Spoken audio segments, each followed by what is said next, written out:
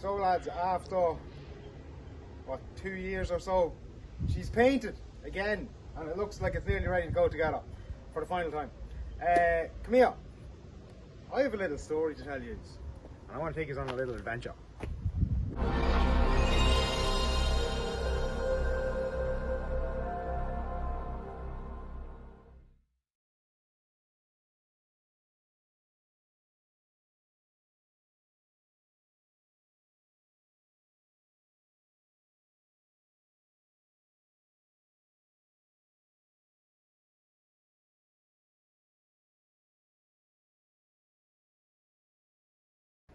So I was very young when I was born, and when I was born my dad was a panel beater and we used to modify cars, fix cars on a daily basis. Now I would have been starting, say, when I was 8 years old into that business. Worked there up until I was about 16, 17, in and out of school and stuff, and always helping in the shed when we could, just to help the business, me and my brother Martin. And with that we learned some savage skills during the Max Power era, and I feel like I've carried that through now, even though I do things very old school, you'd say, which is the likes of this Subaru Vivio here is a perfect example of my style and stuff, which is what I'm trying to bring to the Irish car community scene. Like the likes of this, I've bad boyed the bonnet, I've extended out the arches. Now it's not finished lads, like, and there is videos and pictures of it all going up soon, but I've extended the rear arches. Like, so they were meant to be straight down and I welded an arch in and made the bumper wider and stuff, like, and let's say bad boyed the bonnet, and we're making a set of BMW E36 side skirts fit this.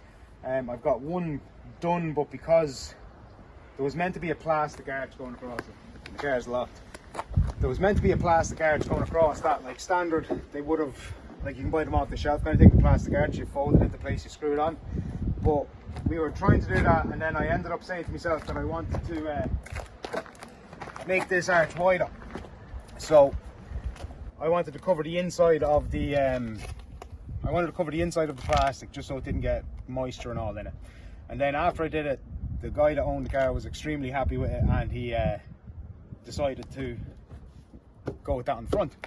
So anyway lads, that's just one car that I'm messing around with, and I must also tell you that the following cars that you do see, they're not mine, they're all my followers and my subscribers, and I'm going to tell you how I do what I do and the misfortune I had of being able to do what I can do. So let's go.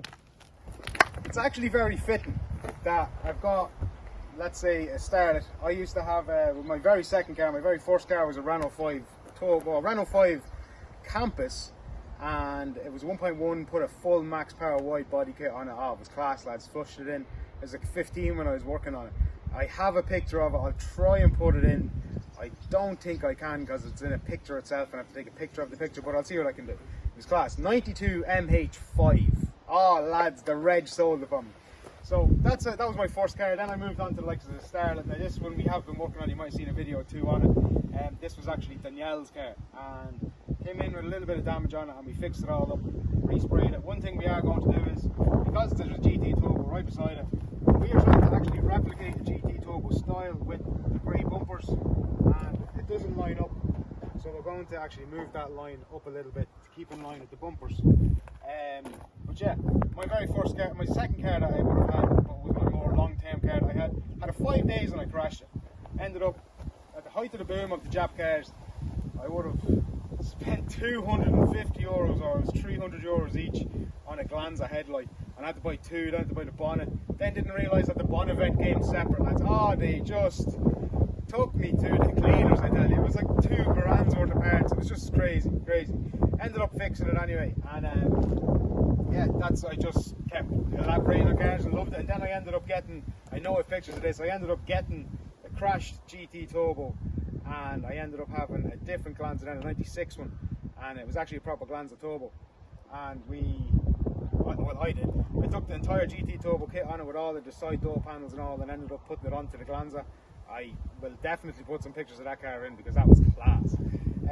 But yeah, let me just speed up the things about how I got from my apprenticeship as a cabinet maker back into cars, and this story is a little bit wild. Hang on lads, let's go for this one. You're probably wondering, why are we looking at the shell of a Civic? If you haven't already known, The Civic is now all-wheel drive, and I've owned this car since 2014, 2015. I think it was 2014 I own it, and I went away to Canada for a couple of years. I ended up having to come home, and just the visas and all ran out. But when I was over in Canada, I started having a lot of heart complications, and undiagnosed as well, and then misdiagnosed. They thought I was absolutely fine. Well, in reality, what was inside me wasn't showing up on the papers, and it was very false leading tests, you'd say. So ended up coming back home to Ireland, and a lot of stuff happened. My granny passed. I was after splitting with my missus for 10 years, and shit happens, like, you know, and onwards and upwards. So during the time then of all of that happening, I started having some very bad heart problems and heart feelings in my chest and in my stomach and all this kind of stuff. Like, I was just feeling very unwell, and I was kind of going blind an awful lot as well, with things in my eyes like blue flashing lights and all. It was crazy. So I ended up being diagnosed with, I ended up having 3 heart attacks. I ended up having ischemic heart disease, and I've got 2 stents implanted in my left anterior descendant, or LAD for short. Hence the name, Mr. Stent 2. And then the group chat name is the lads, because they're left anterior descendants. So I'd say everybody is a lad, like, because they're the left anterior descendants, if you're following me, like, you know, I kind of consider it like that. Or you could consider yourself a stenticle. That's another one we're after coming up with, lads, a stenticle. More like a benticle, because we're all fucking bent. So anyway, lads, let me talk about the Civic and that as well then, right? So I started building this Civic back when I got sick in 2020. I decided to 4-wheel drive it. I'll show you the look at the tunnel. It's not too clean inside because it is a shed that I kind of use, and the car is just kind of sitting here, like so. I have fabricated up an entire tunnel from this floor well here where your back seats are up the whole way to here. I've got extra supports and all underneath, and then I fabricated in where my handbrake was going in the original position so I could have the center console. I've also now been, I have now been able to manufacture that. It's actually got the full center console in it, and as you can see, there's the hubs. There's the rear hubs off a CRV. They're narrow grey with a blue pearl. Shout out to Perfect Pigments and Pearls in the UK for supplying those. Then we've also got an S1 built rear diff carrier. Then I've modified the EP3 rear trailer arms, and I've painted them all again. And then lads, the endless amount of work I've done to this car since, and it was more so to kind of get my head out of the space it was in with after having the heart attacks and the heart disease and stuff. So it was great to have this kind of outlet available to me, because we actually, I personally live with my partner's parents, and so does my partner, obviously enough, with our son. We've got a little small box room in our house, and we kind of just keep to ourselves and do our own thing, like, as much as we can. So the shed is a great outlet for me, because unfortunately I've also been diagnosed with essential thrombocytopenia, which is a rare blood cancer which causes clots and blockages throughout your arteries. Now that there is exactly why I had the heart attacks, because it was misdiagnosed, or was undiagnosed for a long time, and the clot and the blockages just kept building up in my heart, and eventually I was having like mini heart attacks since I was like 22, and then I had 3 massive heart attacks, and I had huge scarring on my heart, and I had lads, it was crazy. Like, I really shouldn't be here, and I'm very lucky. So being lucky has been able to give me the gift of being able to do what I do now, because of the skills I learned from my father back in the day with the Max Power era, and just fixing up cars and just doing mad stuff. Like, it has always made me want to be that little bit more creative and experimental, like the likes of the Civic here. As far as I know, it might be the only one in Ireland. I'm not sure. At the time of me building this, it was the only one. People might have built one by now, I'm not too sure. Like, it might be the only one in Ireland, it might not be, it doesn't matter. I'm just putting my own spin on everything that I'm doing anyway. Just trying to be different, like the likes of the engine bay there. That's Y56 yellow, Jordan Phoenix yellow, and I just got different colours throughout the car. Like, so every colour that's on the engine bay is actually on the car in some way, shape or form. The only bit of red that's in the engine bay is, the only bit of the car that's going to be red is the actual rocket cover, and that's why it's on the engine bay. The rest of it is like the grey is on the brakes, the hubs and all that kind of stuff, like, so kind of all blends in. Might not be to everybody's taste, but look. Yeah, so with the diagnosis of blood cancer, I have had awful trouble with my bones, and my bones they're not really taken to it too great. So only very recently, which is why I had this big massive push in the last couple of weeks to try and get cars done, and for the Irish Retro Car Classic Car Show, that was a few weeks ago. I got the opportunity to have a brilliant team behind me that actually really and truly pushed me to the line to get me over there, like, because there was a time where I wasn't going to go because I was late night. We were actually working on the Vivio, wasn't it? We were working on the Vivio, yeah, the night before the show, trying to get it painted. And I just ended up giving up, lads, because to be fair, 2 weeks before the Irish Retro Classic Car Show, I ended up getting another diagnosis, which was multi-level degenerative disc disease, and that has really affected my ability to walk and to sustain any kind of movement for a prolonged time. So the 3 discs in the bottom of my back are kind of gone, and the bones are all hitting off each other, and there's a nerve cut. It's shooting the pain down my legs all day, every day, like, and it's just what it is. Like, I gotta just get up and do it and keep going. Then I've also got between C6 and C7, I've got another disc gone, and that's pinching another nerve, which is going down my right arm. I can't really feel my fingers in my right hand, and yeah, the nail grows a little differently and everything. It's crazy. Fingers are very sensitive, ridiculously sensitive, like. So with the diagnosis of degenerative disc disease, it has really hit me back, because it's a very, like, everybody goes through it at some point in their life. But I've got it extremely early, and to the level of what it is on mine, it's really affecting a lot of what I do every day. And I'm very tired all the time, but I just try my hardest to keep on pushing and to try and just get cars over the line, to keep myself focused. So I know you might be saying you can get surgery, and I can get surgery, but the bad part about the surgery is that my heart is not able to take it, and if I was to get the sedative or to be put asleep, you'd say when you get the operation, you get knocked out. Like, they're saying that, like, I've got a 99% chance of not waking it up. So I kind of have to persevere with the pain for the minute and just let the Irish system do its thing, because we're waiting 4 years now. We're waiting 3 years now nearly to get this sorted. Like, so the pain's been going on like 2 or 3 years now, like, and it's just been nuts.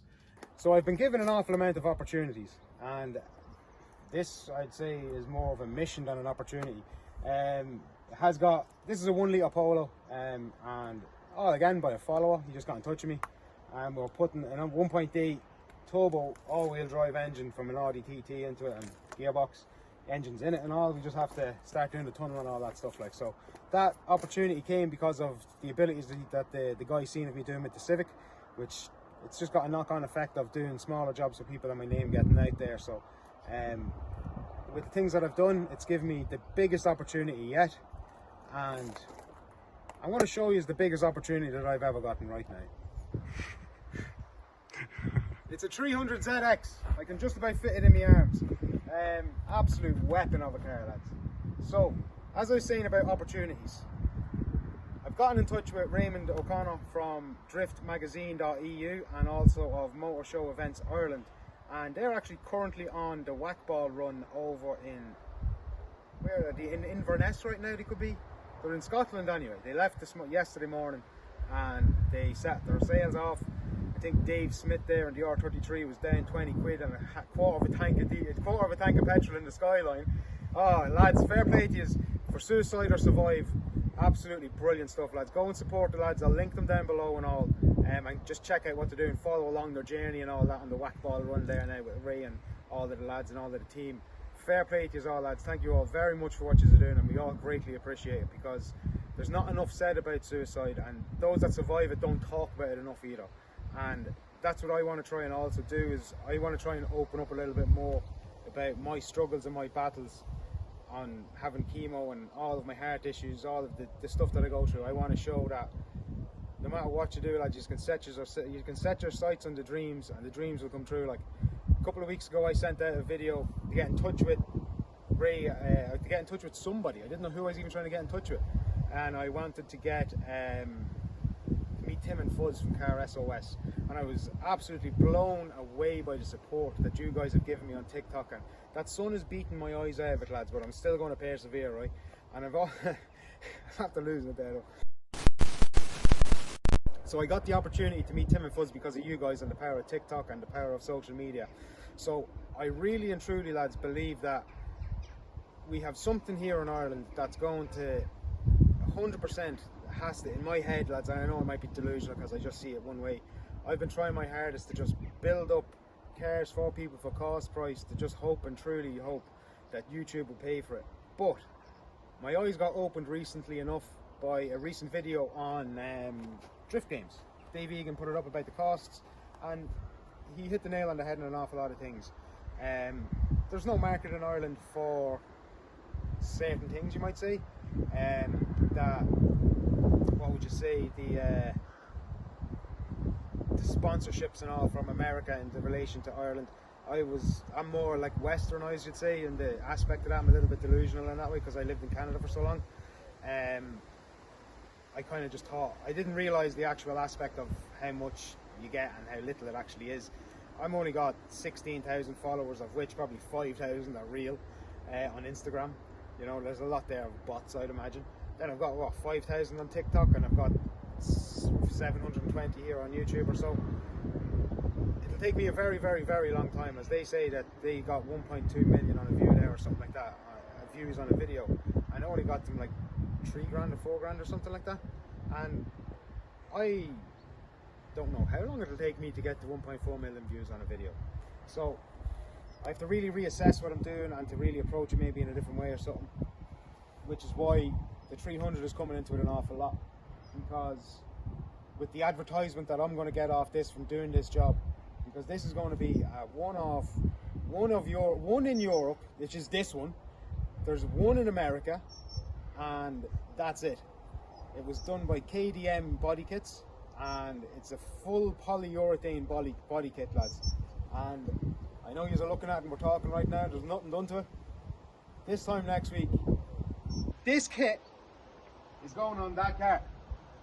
So, we've got our work cut out, and yeah, I can't wait to see what it brings, lads. CoolNights, the 28th of November, in the RDS, you're going to see this car.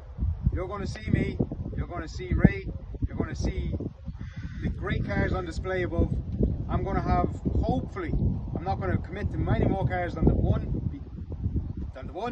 because I've learned over the last little while that I can't push myself as much as I used to, because I'm just not able. I have to slow it right down, and really and truly, I always take my time, but I have to take even more time now just because my body is not allowing me to. So, I hope to have the Vivio, which is nearly done. The red blueboard you've seen will be there. Hopefully the little Glanza and the 300ZX.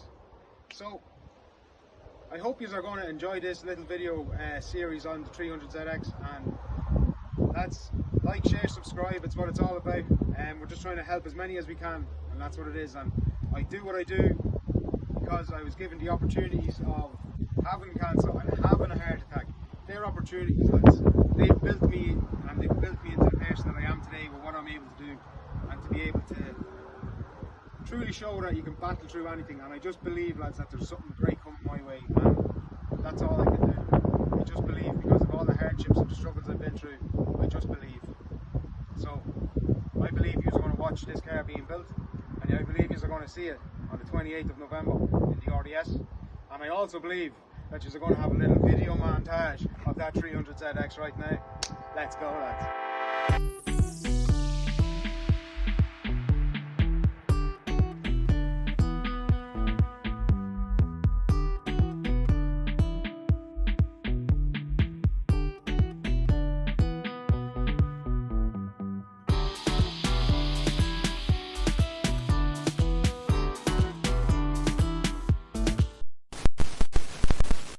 Cleaning up the parts because they're after been lying out in the sun for the last 2 weeks or so, and I want to have them a little bit more presentable for you, so you aren't giving out about the dirt to them.